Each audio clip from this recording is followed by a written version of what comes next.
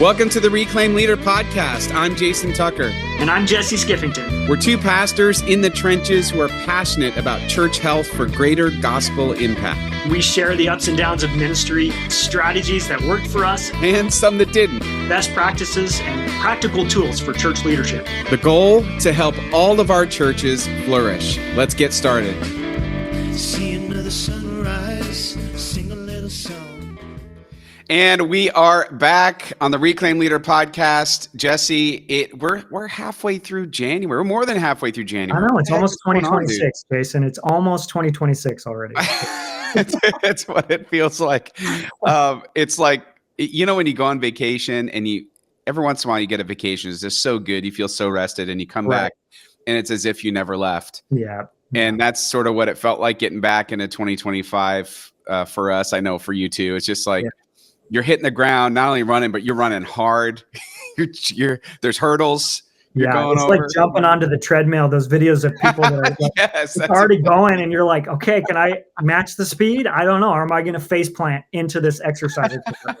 That's the best visual I can think of for life in the church right now. But also, I'm hoping pastors out there that you're feeling a sense of excitement in some area of ministry as you're going into this year, because I really do think it feels to me really urgent that people seem really hungry for God. And it comes up in culture all the time. And it just feels like the church should be perfectly positioned for it, because people are craving community like crazy. Yeah. They're craving relationship. I was just listening to a podcast of one of our good friends, who doesn't know who we are, Carey Nieuwhof. But anyway, on his podcast, he was just interviewing, I'm not all the way through the episode, but he was interviewing a pastor who basically planted a church, and the average age is 25. Mm-hmm. They went from like 0 to 700. And the big secret, not so secret, was that everything they have thought about in the church is about building community, because that's what everybody, no matter what age or stage, wants. He said the big problem was people feeling lonely. Yeah. And wanting community. And I'm like, man, if the church is so teed up for that, or at least we should be. And so I hope there's a sense of excitement of just trying to reach all the people that need to be reached. Yeah. Yeah. I think that's spot on. And really, it doesn't have to be complicated, right? People aren't looking for fancy community or, whatever. It's not a showiness. It's just there's a desire for genuine relationship, a place to connect. I hear pretty consistently from young dads in our congregation, I don't know where to go to meet friends. Yeah. It's not what they say exactly, but some version of that, right? And then I said, well, hopefully this can be a place where some of that can happen. I mean, you get into your 20s, you're starting a family maybe, and you're going, where do I connect? Where all those things that were just normal, natural parts of, you're in high school, you have community. You're in college, you have community. And then you get out into the world and you go, it's not built in. It's not baked in the way it was before. So I think it is a super unique opportunity. Yeah. Well, before we jump in this week, I just want to invite our listeners. First of all, if you're brand new, welcome. We're really glad that you found us out in the big internet, and that you're listening. And we're, again, two pastors who are just slogging away, trying to have healthy churches. Keyword slogging away. That's right. We hit record on this podcast years ago, really for us, because we were having conversations about leadership and, leading healthy churches, and thought maybe let's hit record and see if it helps anybody else. And so that's our heart, is to share it with as many pastors as possible, and knowing full well that our solutions may not be your solutions, but maybe it'll trigger something that'll create the right solution for you. So we just want to ask, will you please share this episode or any of the episodes that you really found helpful with your colleagues, or leave us a review on your platform of choice. I know every podcast says that, but it's because that's the way people find you and we just hope more and more people find us. So today's episode, Jesse, is really about something that's come out of our church in the last week. So a couple of disclaimers. One is, this is not super baked. It's certainly half baked, because we're trying to respond in real time to some ministry challenges.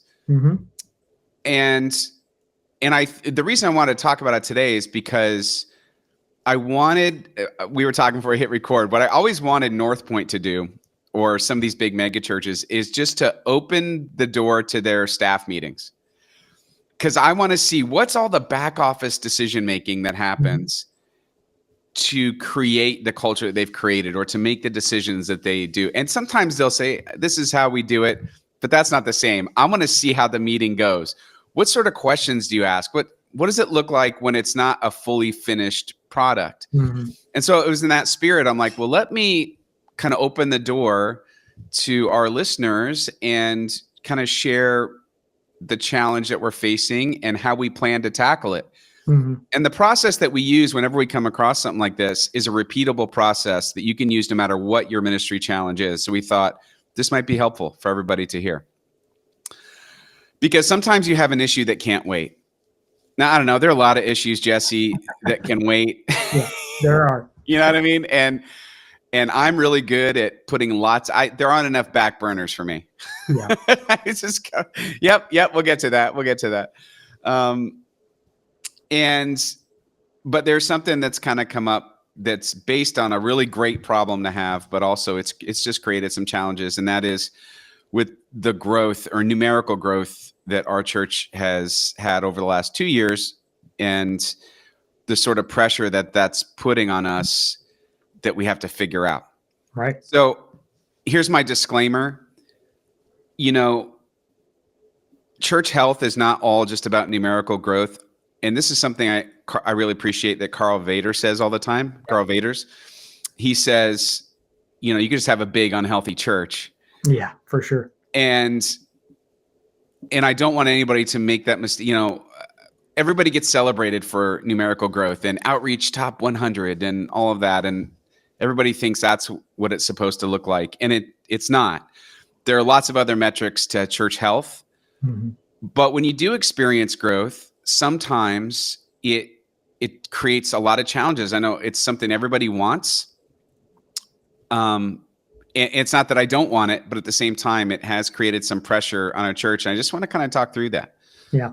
And I know you guys have experienced some of that too. I think for us, it's I don't know, everybody's communities are different, right? So if you're out in the middle of, rural farmland, there's only so many people that are going to be able to come. Even if you got everybody in the town or whatever, you'd never catch up with a bigger church or something. But for us, we're kind of the same. We're out on a peninsula where we are, and have a community of around 10-ish thousand people. So that's a pretty good group to draw from. We get some people from further out, but really we think in terms of what's a healthy size numerically for us, but also what does church health look like? And where, we're talking about tackling ministry challenges quickly. What are the things we need to do as newer people are coming in, or as we're feeling called in a direction to maintain a healthy church dynamic, whatever size we are? So I think growth brings challenges because it's a culture shift. It's new people coming in. How do you meet them where they are and help them grow and become part of you, and help your congregation adapt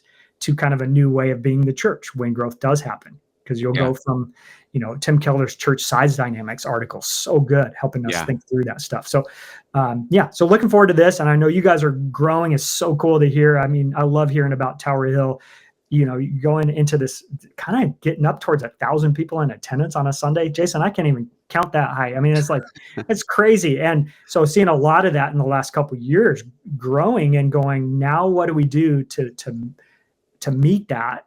And how are we going to navigate it? And so it is a good problem to have, but it's truly a challenge when you're trying to really help people connect and grow as disciples. How do you do that well, whatever size church you are? Well, that's just it. It's about discipleship. And let me get this straight too. I'm thrilled. I'm thrilled that we're growing. I really do. I don't want to sound like I'm not excited. I mean, when I came to this church 12 years ago and I set foot in that sanctuary, I didn't even dream that we would be experiencing what we're experiencing now. It wasn't even, whatever dreams I had were not big enough. Yeah. And so it's incredibly exciting, not just numbers, but hearing all the stories, hearing stories of people that are finding Jesus through their engagement in the church, or rediscovering a relationship with Jesus, all the things that you wish happen when you're a pastor. and you actually get to see it, because you don't always get to see it in ministry. So, Mhm. I feel like I've been the perpetual seed planter, but never the harvester. Mm. And it feels like in the last couple of years, there's been a harvest, and it's really wonderful. But with that, and I've mentioned this before, the reason I have a hard time celebrating is because I immediately feel the pressure of that. Whether I don't think that's from God, by the way. I think it's a me problem. I feel a pressure that, oh my gosh, this whole thing's a house of cards, and I'm going to say something stupid, or we're going to do something stupid, and people are going to fall away, or maybe this was their time. They're going to come back to church, and we're going to blow it, and they're going to not want to come back. I just have all of these anxieties around it that create a lot of pressure for me. Yeah. Yeah. And so now we're actually having some challenges that are creating pressure on the organization. Yeah. And so what I want to do is I want to talk through that, and then talk through the process we're going to do in order to tackle it. So it's a little bit of me just sharing my heart and kind of sharing where we're at, and hopefully trying to figure out what to do next. So let me give you a little backstory. Since the pandemic, we've been growing a lot. And those first, let's say 8-9 years, it felt like a very slow burn as far as growth and getting healthy. I mean, there's overnight success stories. That wasn't us. We were sort of the long road. And then it feels like, especially in the last 2 to 3 years, we've grown by a lot. So I think if you're just looking at our weekly worship attendance year over year, just these first 2 weeks in January, we're 100 more people than we were a year ago, and 200 more than 2 years ago, and 300 more than 3 years ago. So 100 people a year. And it's very exciting, but here's where it's creating some problems. It's creating problems in our worship space that we have to figure out. Otherwise, not only will we stop growing, but we will potentially start to see some of the people who joined us leave if they haven't gotten engaged. So we have 3 services. We have our traditional service, which used to be the only service in the church 12 years ago. That's at 8:45. Then at 10:15, we have our contemporary service, which is our big contemporary. That's the one that everybody goes to. It has Sunday school running concurrently. Always has. We added 11:30 last year. It's only a 15-minute turnaround. It's not ideal. It's working for now, but it created some space. What we were hoping was, because 10:15 was starting to get more full, we were hoping that by creating the same service twice, and we did Sunday school as well, that people would then go to that 11:30 and sort of balance out. Well, that didn't happen. It didn't work. Yeah. 10 o'clock, Jason. It's when everybody wants to go. I know. And so much so that we ended up ditching that second hour of Sunday school because we weren't getting enough kids, and it was a volunteer strain. What it did do was create about another 100 people coming to church. Yeah. But which is awesome. There's like a year of growth right there. But yeah. Well, that's what Keller says. If you multiply opportunities, people will opt, and you create those. And so that's great. But then you have some other dynamics, right? If it didn't alleviate the pressure in that middle service, where do you go from here? Exactly. So when this happened, the last time this happened was back in 2015, when the contemporary worship was new. We were in the fellowship hall. We maxed out at about 250 people, and we had to move because there's a law that I swear by, that's sociological strangulation, where if 80% of the room is full, it's full. And once you go past that, people will endure that for a season, but they won't stay because it feels too crowded. Yeah. Well, and new people, how do you identify them? There's a lot of problems, right? And I think the stat I always heard was something like 70% in pews is full, 80% in chairs is full, or something like that. And so whatever the number actually is, it's paying attention to before you're at capacity, you're already beyond capacity probably. So as far as, that goes. So paying attention to that number. And sounds like you guys are getting to that place now with that middle service, or beyond it even. Yeah, we're past it. So our sanctuary seats 600, and that's pretty much everybody in a seat. We have pews. We don't have chairs like the cool churches like Jesse, but we seat about 600. Yeah. And we've been getting close to 500. and at that service, and you could see the writing on the wall. If we keep growing at the clip we've been growing at, we're going to be completely maxed out. Mm-hmm. So we saw this coming. We tried to do something, and it didn't exactly work. And so now it's okay. What are we going to do? We saw, you mentioned this years ago, and it really stuck with me as an image that we've talked about in our church, and that is sort of the high tide indicators. Mm-hmm. Yep. Where the waves are coming in or the waves are going out, and you look at the extremes, like what's your highest point, and that sort of indicates something. Mm-hmm. So for us, Christmas Eve, we had 6 services. The reason we had so many was we were trying to kind of divvy out the attendance, and that didn't work. We had our 4:00 contemporary service had over 1,000 people show up, 1,039 in a sanctuary that seats 600. And everybody's like, oh my gosh, it's awesome, or whatever. But I did not think that was awesome. It was awesome, that many people came, and that represents all sorts of things. People wanted to come to church and everything. That's great. But people were standing. I'm sure some people had a terrible experience. We had an overflow room. Yeah. Some people just straight out refused to go in there. Yeah, you don't come to Christmas Eve for the overflow candlelight. We had to give them special instructions when we were lighting the candles because Suzanne, Suzanne, she comes up from the back of them. She goes, they can't light their candles in here because they'll catch each other on fire. So we had them go out like into the lobby, light their candles and everything. But if that was an indicator, we have to figure this out. We have to figure out what we're going to do about this. And so I don't think we have a year. I don't think we have a whole year to figure this out. I think it's something that if we don't figure out probably in the next half a year, then I'm not sure what's going to happen. Mm-hmm.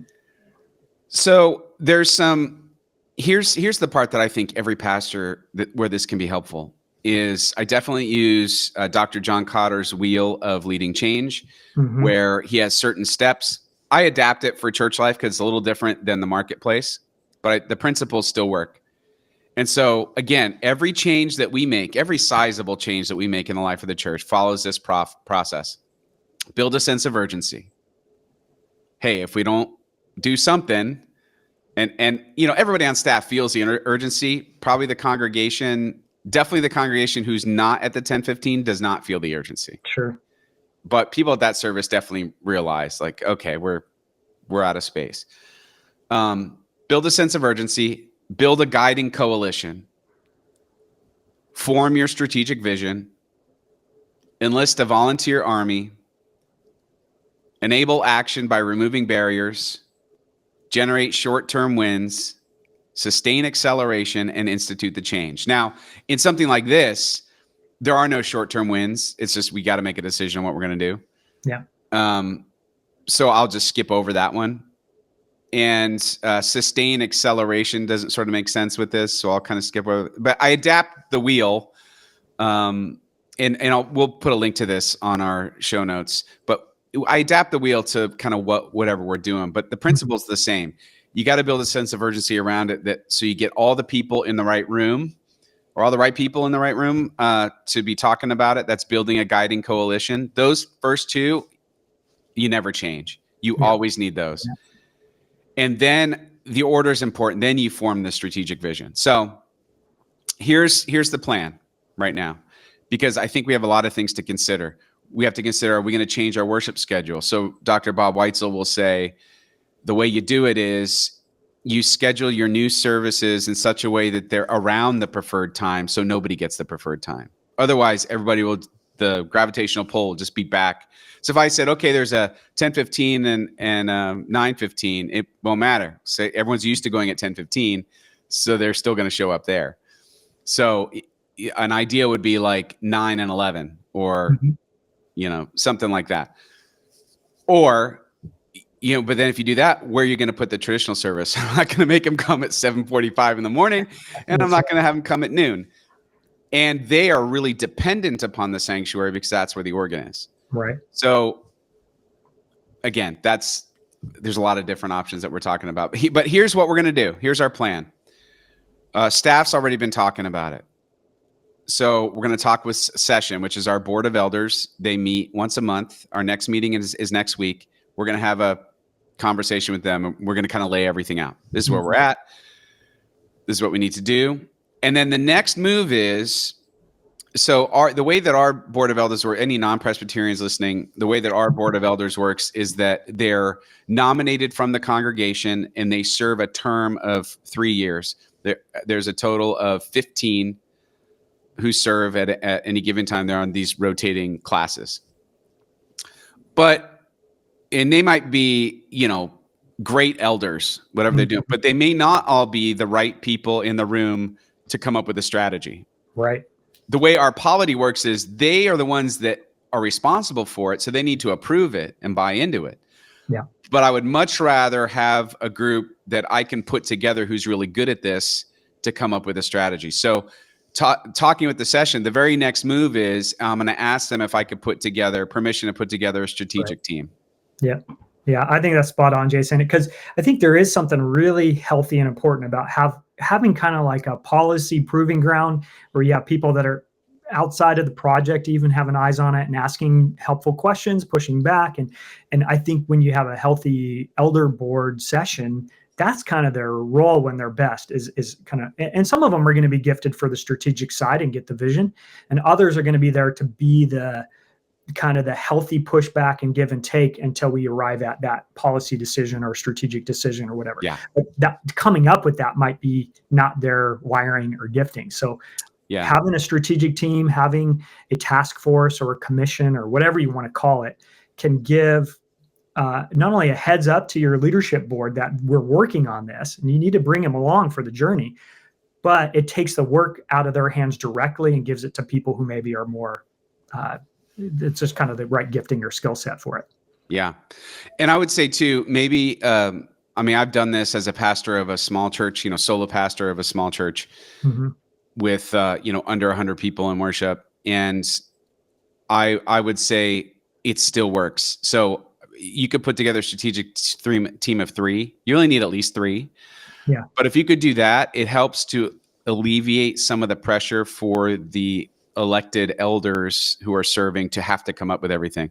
I need something more nimble than that. Yeah. And I think what your idea is, can you come back with a recommendation that that's exactly right to decide about? Because sometimes if you try to work it out in the context of your session board, like there's so many competing ideas and different ways of looking at it, and it's not the right setting to really think deeply and strategically. So what we've kind of done that same deal where we'll come back either with a task force or team recommendation or a staff recommendation, and it's refinable, it's pushbackable. We're open to hearing their thoughts and ideas, but it's formed enough for them to actually have something to be deciding about without having to create the whole thing themselves. And I think a lot of churches get stuck trying to problem solve the strategy level stuff in the session meeting. And so it's kind of a cautionary tale. If you find yourself doing the brainstorming for strategic stuff in the session meeting, it might be a little flag that says, hey, pull this out to a task force and then bring it back when you have something really to decide about.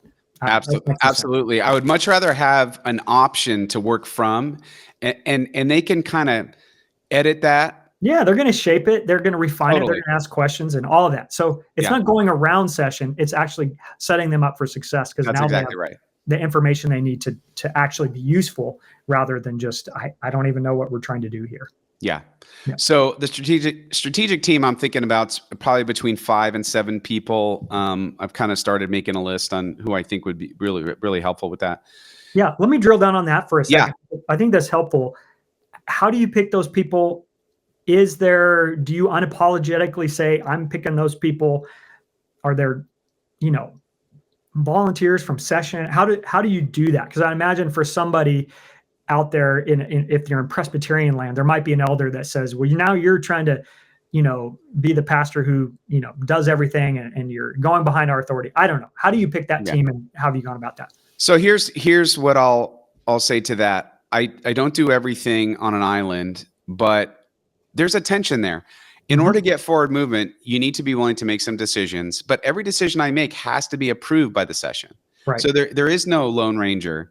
It's just I'm doing some legwork and coming back with my recommendations. But I'll be really transparent about the process. So I'll tell the elders, I'll say, I'm going to be picking, 5 to 7 people to be a part of this. Yeah. And I'm going to look for stakeholders in the different services. I'm going to look for a balance generationally. And I'm going to look for people that play well in the sandbox together and people who are strategic thinkers. Yeah. So and so I'll say, so that's what I'm looking for, and that's what I'm gonna put together. When I put those names together, I'll have them approve it again. Yeah. So I'll say, and these are the people for the team. So do you guys approve? Any questions or any other people that you had in mind? Yeah. And that's how we do it. I think that's the way to go, and I don't think that's in any way messing with our polity. I think I just wanted Yeah. kind of to articulate that for folks, because I do think it's important that you're checking back with session, but you're also kind of driving things forward with the right people in the right room for the right conversation. And so, bringing it back and saying, here's who's on the team. There's transparency throughout all of it. And yet you have a really kind of a pulse on, probably better than anybody else, on who the right people would be for this particular thing that you're trying to tackle. So anyway, Yeah. kind of overthink that one. No, that's good. Crucial. Good clarifying question, because what you really don't want is you don't want your elders or whoever your judicatory is, you don't want them surprised. Yeah. That's never good. You want them really like bought in before this thing goes anywhere. Right. And we're going to make this list. I'll put this list on the show notes. And then if you're a subscriber, if you get our weekly e-newsletter, you'll get these automatically. So you don't have to worry about writing them down. And if you want to get on that list, it's easy. If you just go to our website, reclaimleader.com, there's buttons everywhere. You can click on newsletter and subscribe, and you get it magically. Okay. Number 3 is the other thing I need is you need inputs from the congregation. So what I really want to know is, especially from our young families with Sunday school age kids, I want to know, what times would you come? What do you love about the time you currently come to? And what is your second preferred time?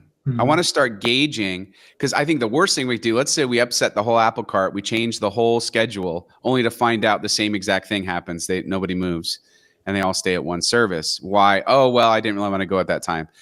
I want to get some feedback. I also want to get feedback from our traditional worshipers. What are their, where are the lines for them? Yeah. What's too early? What's too late? Yeah. I want to know that going in, because I've got to weigh everything. We've all got to weigh all the pros and cons of it. So to poll the congregation, I think what we're going to do is there is something you could do with texting. You could do polls that way. And we're going to follow up on a couple leads that we have to do that, because I think for us, that's the best way. Just do it right in the middle of service. Just be like right in the beginning. Mm-hmm. We have a welcome portion is where we do our announcements. That's a logical place to do it. The other place I could do it right before I start preaching. And I may do it there. We'll just sort of see how that goes. But I think that's how we're going to invite feedback. With our traditional service, I mean, they're just not on their phones as much, and that's why they're living as long as they are, because I don't think we're going to fare as well. But they, we'll probably do a town hall or something like that, where we'll invite them to come, and we'll have some donuts or something and just ask them questions about what they're thinking. Because we really value their input as well. Okay. Then after getting input that way, again, offer a couple of Q&As if there's any time after worship or around the worship hour that we can. The best way for us to do it is around our small group structure. We could hand a talking sheet to our small group leaders of questions to ask their group. Yeah. And we'll get feedback that way.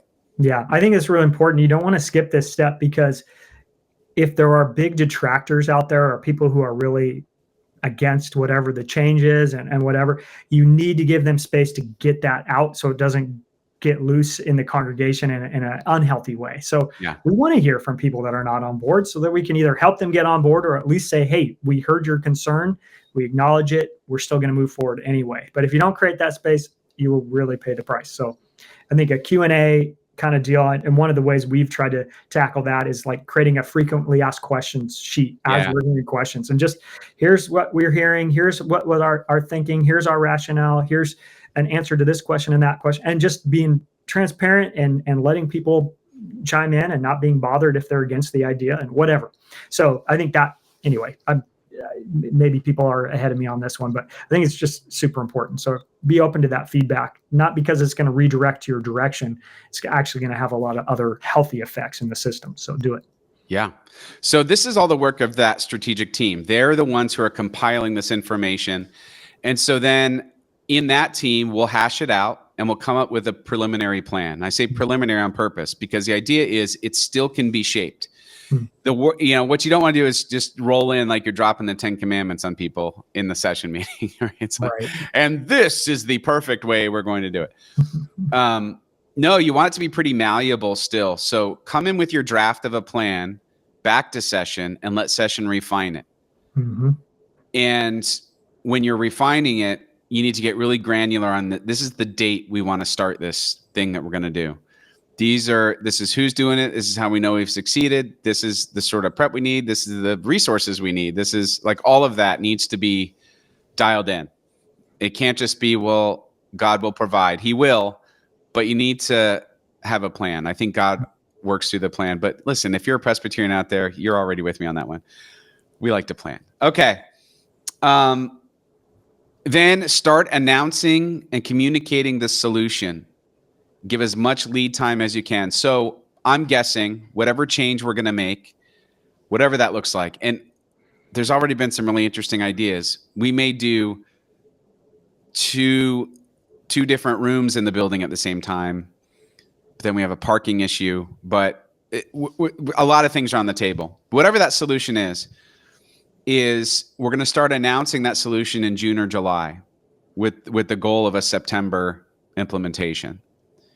And for all over the summer, even though not everybody's here, it's okay. It'll be enough weeks where we can communicate it, talk about it, but also it's in how you talk about it.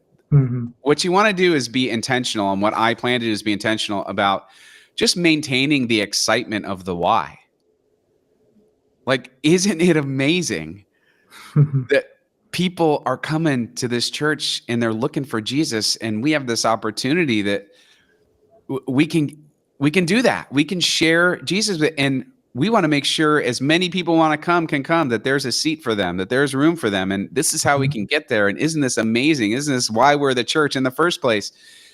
And to really lead with that, because there'll be plenty of people who feel sort of inconvenienced or even grieving any change that you make, especially a worship time change. So that's kind of the whole plan. But as you can see, if you follow those steps, it can really work for any big thing that you need to do. Yeah, I think it's just wise too, because then you're bringing more people along for the journey. And there are times where as maybe the senior leader or something, you got to just make a call and go for it. Sure. But anytime you're able to build consensus, create a team, have the urgency behind the need and all that, it leaves us in a healthier place. And it has a higher prospect of moving people forward together and not going, well, the top-down decision was made again, and here we are, or whatever. So I think there's some good feelings that can come out of even disruptive change when that kind of process is followed. So really encourage you to do that. Jason, you've shared this in kind of different ways, different times over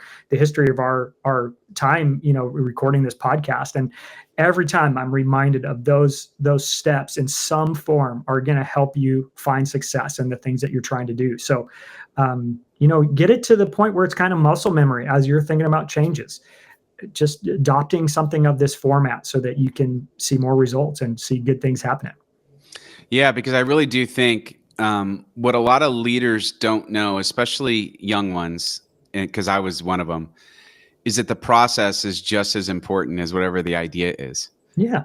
Yeah. You're creating a culture as you're doing something, right? And who are we as we do our work together? And what's the form of that? And how do we go from where we are to where we want to be?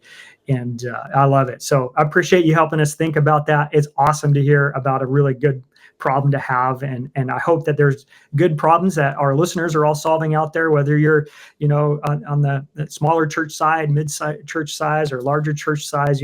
Anytime we're seeing health or growth, it creates dynamics. I mean, think about a church going from 80 to 110 or something like that. Like, that's a massive change in the way that a church thinks or operates. So all of those things are going to create problems that need to be solved, or what you call challenges here in this episode. And taking a process like this and applying it is going to help us at whatever kind of size dynamics we have operating in our congregation. So can't wait to see what people are going to do with this, and rooting for you, Jason. Can't wait to see what you guys are going to do with this, and all of that, or whatever. You can send some of those people. We'll create Tower Hill West out here or something like that.